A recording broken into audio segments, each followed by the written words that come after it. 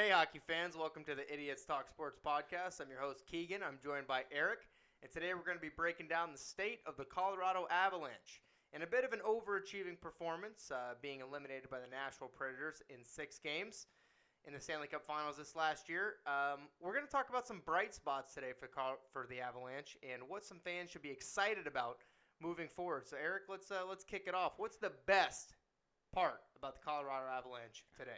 Well, without a doubt, the best part of the Colorado Avalanche is their first-line talent. Or Nathan Mackinnon, to be a little more specific. Nathan Mackinnon is a beast. Unreal. You watch him out there, and, over in Edmonton, Connor McDavid is a game changer. Mm-hmm. And people know that. Watching Connor McDavid play, watching his highlights, watching the games, he makes something happen just about every shift he's out there. He's noticeable every shift. Noticeable. Yeah. And when you watch Nathan MacKinnon, same way.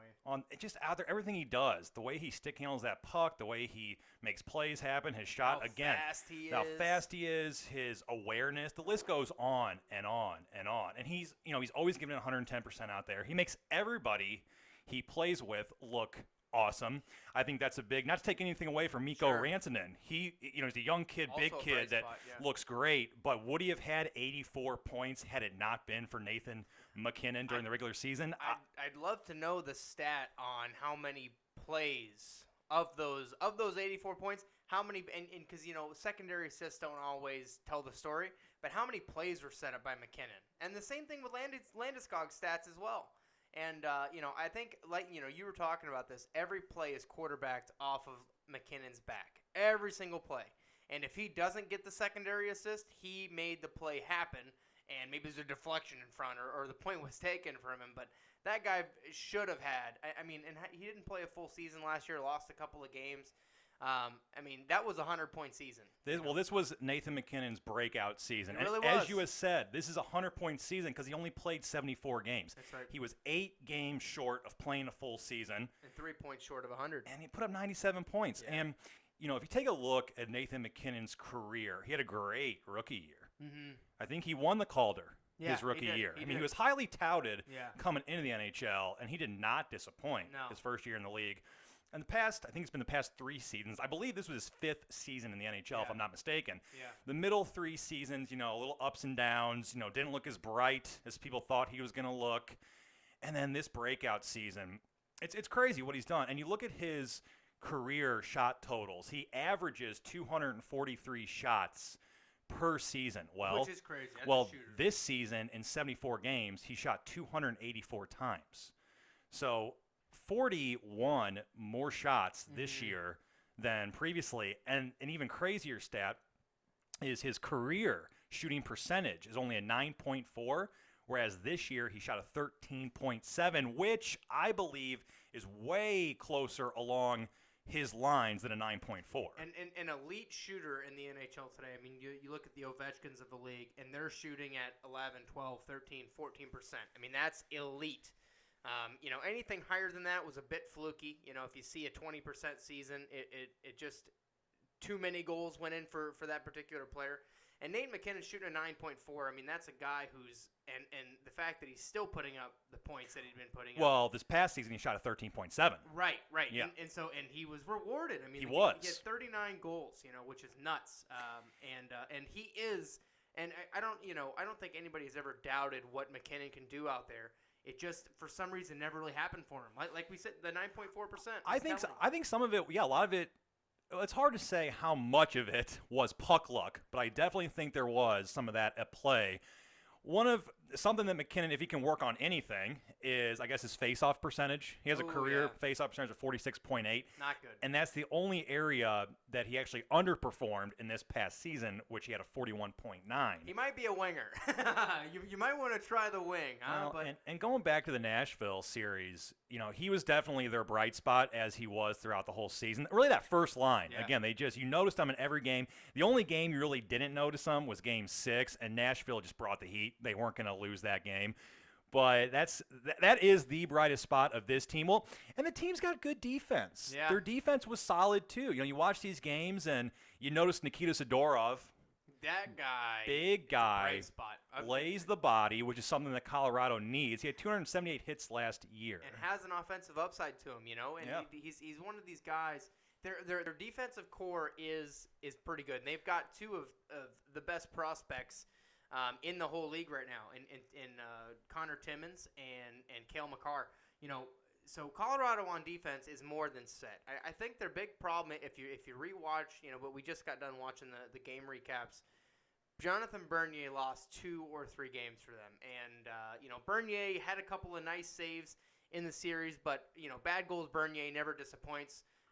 He does not have the goals or the saves that you need him to have. You just maybe you just had a 5-on-3, couldn't capitalize, and then they score a minute later. It's like, got to have those saves. Those are big momentum shifts. And then they put Andrew Hammond in, and he played unreal. He played great. Well, and as a playoff team, when you're in the playoffs, you never want to make your goalie win games for you. Yeah. But the truth of the matter is, if you want to win the Cup, you want to advance in the playoffs, your goalie has to steal some games for you. And Jonathan Bernier did not steal a single game. That's right. For Colorado. So there was some question marks in net, and then Andrew Hammond came in. Again, aside from Game 6. Game 6, the whole Colorado team looked like they didn't even belong out there. Nashville just – I think that was the final score. Was final, and Nashville just looked so dominant that game. And the good news for the Avalanche is that they have just addressed their needs at goaltender. Sure did. By acquiring Philip Grubauer from the Washington Capitals, and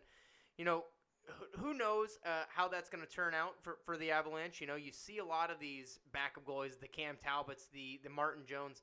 They play really well under a starting goaltender, and then they get their own roles. And sometimes, like the Martin Jones, it works out really well.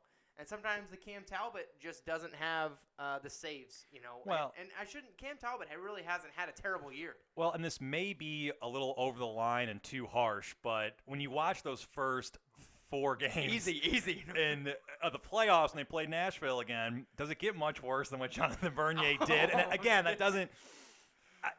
I know it sounds. He was beat clean off a shot from just below the blue line 3 or 4 times. He just needs to make a few bigger saves, yeah. And who knows? Colorado could have went to Game 7, maybe even won that series and eliminates the number 1 seeded Nashville Predators. If they start Andrew Hammond, and if Semyon Varlamov is healthy, how much different is that series?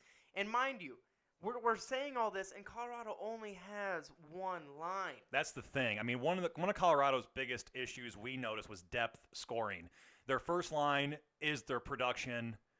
Carl Soderberg will get in there a couple of highlights. He's a big guy, can shoot the puck, can make the plays, and that line with Como, they're gritty, and sometimes they make the play, but you don't see much of the Tyson Joseph, Sven Andrighettos, the JT Com. You don't see their depth guys doing much, and that's not to say that they didn't, because maybe it just didn't make it into the game recaps. But when you see the highlights, it is all McKinnon, Landeskog, and Rantanen, and every play is quarterbacked off McKinnon. So, maybe spread the lines out a little bit, because it didn't look like any other line really had the bite that they needed. Well, and the thing is, I don't know that there is a better first line in the entire league. Yep. And I know we make a lot of these kind of off-the-wall statements and predictions, but honestly, when you look at that line, you watch that line play, they had 243 points. It's nuts. What would you say is 81 points per player? 81 points per player if you average it out for a first line. I don't think it gets better.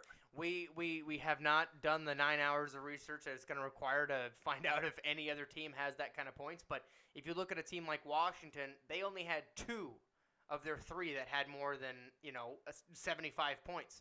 And these guys. I mean, 97 points from anybody is a huge line. I mean, well, it's like, do you need to spread out some of that?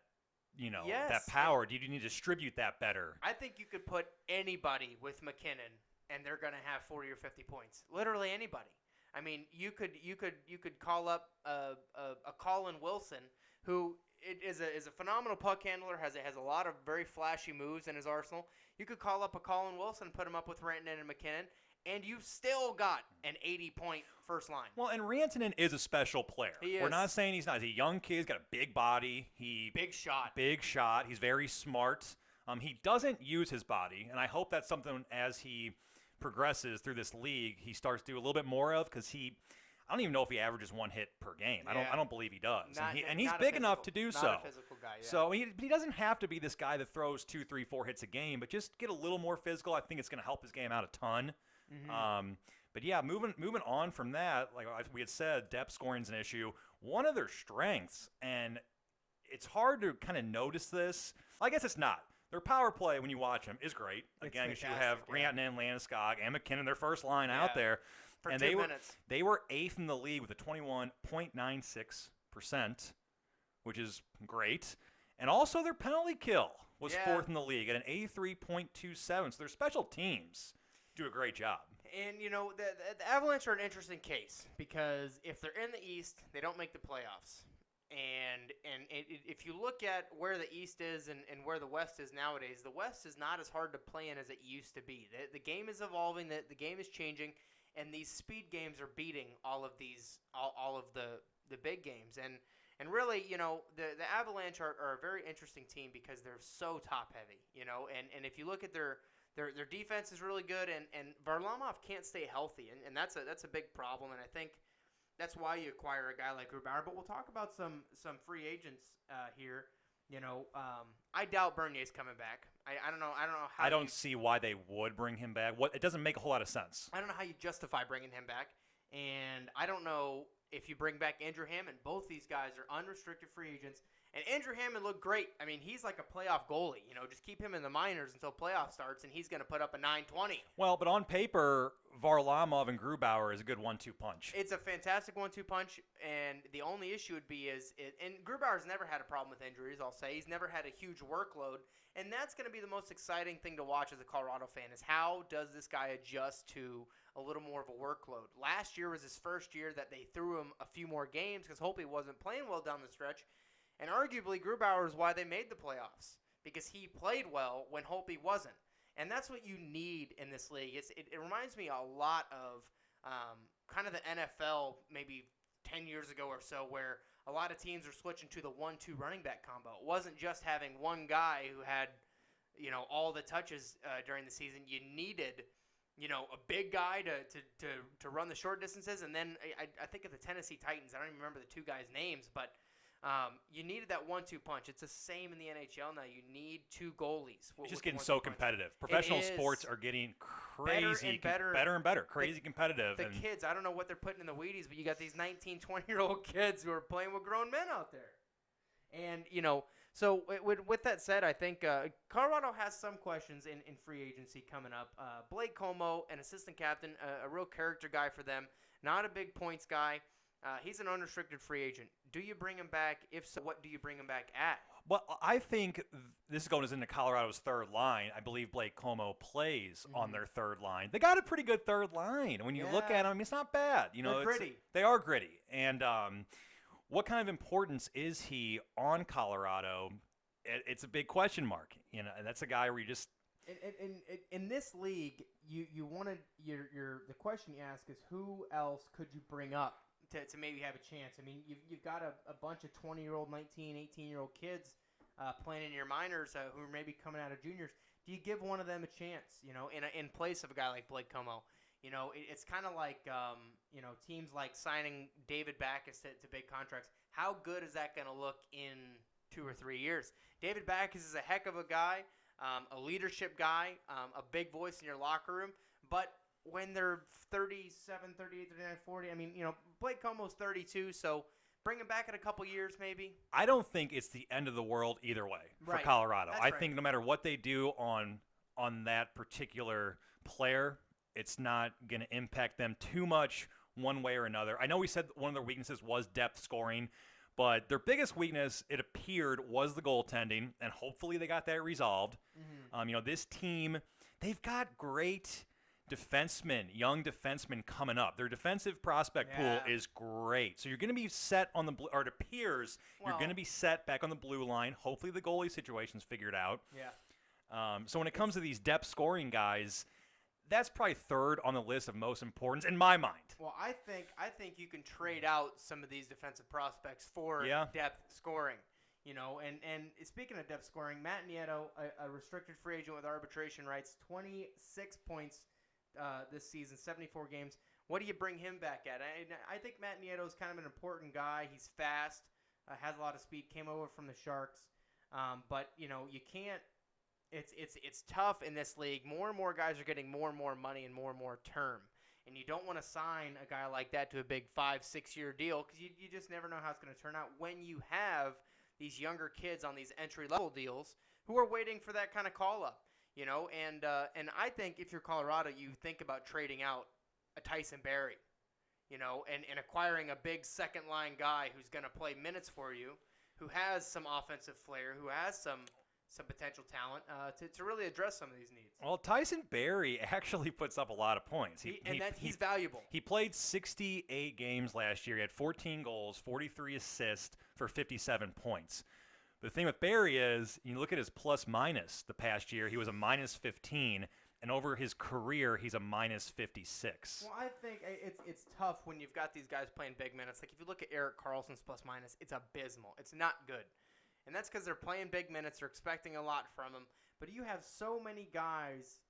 Erik Johnson is untradeable as far as we're concerned. Well, and what could you get for a Tyson Barrie? Could you get a first liner or a strong second line? You could probably get a second liner and a prospect, I think, which would not be a bad idea. Colorado's defensive prospects off the charts. Well, offensive prospects, not really there. And we had kind of talked about this a little bit before we went on air here. We were like, what if you bring Gabriel Landeskog down to that second line? Yeah. Just to add a little bit more leadership to that second line, I would say. I mean, he's only 25, but he is the captain of the team, so he knows something out there. He knows how to get the players fired up. And could you get somebody to accompany him in if you were to trade Tyson Barrie away, and now all of a sudden you have two lines? That's the thing. They really need two lines. And their third line's pretty good. I think, honestly, we didn't hear much of anything out of their second line in that series against Nashville. Well, the third line is a defensively responsible line, and that's the big thing is that if you're not going to score, you don't get scored on, and that's the real catch for a lot of these lines. I think I think you have a couple of good pieces like a Colin Wilson, like a Sven Andrighetto, who is super fast. I mean, you've got these speed guys that have the ability to make the pretty play. They just need to be set up. And if you put, like we said, anybody else with Nathan Mackinnon, you might get that extra, that little bit of spread around depth there a little bit. And, I mean, I'm not going to pretend to know more than the coaching staff of the Colorado Avalanche at all, but it does seem like if you traded away, I mean, you've got Sam Girard coming up, like we talked about with the Timmins and the Makar. But I mean, those are two of the best defensive prospects in the game. You already have Nikita Zadorov. Yeah, and I mean, Zadorov is such a monster. I think he's going to be just fine. Erik Johnson is, when healthy, a good stay-at-home defender. He's not going to score 50 points, but he will prevent.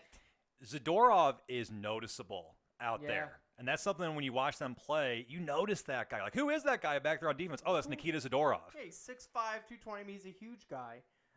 And to speak of a couple, I mean, they have so many defensemen. They've got two guys, restricted free agents, a couple of younger guys, 26 and 24 respectively, Patrick Nemeth and Duncan Siemens. I think we saw a couple of bad plays from Nemeth in the playoffs, which is not good for a 26-year-old.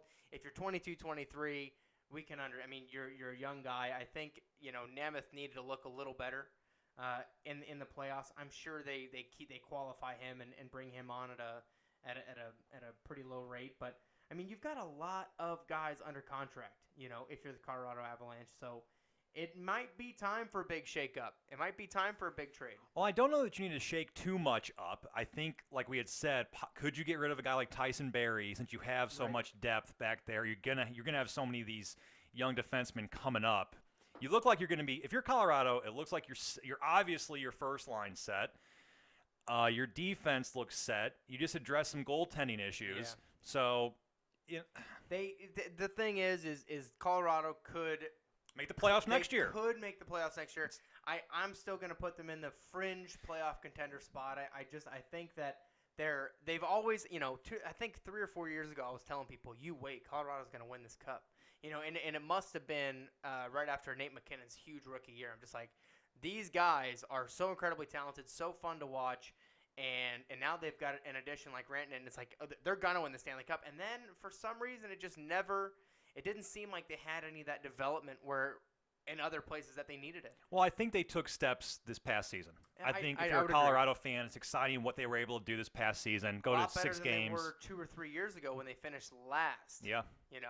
And really, in Colorado moving forward, they've got a lot of picks. They've got Ottawa's first round next year, and if Ottawa doesn't do something drastic this year. If they're able to keep Carlson, if they're able to kind of piece some things together, this could be a lottery pick.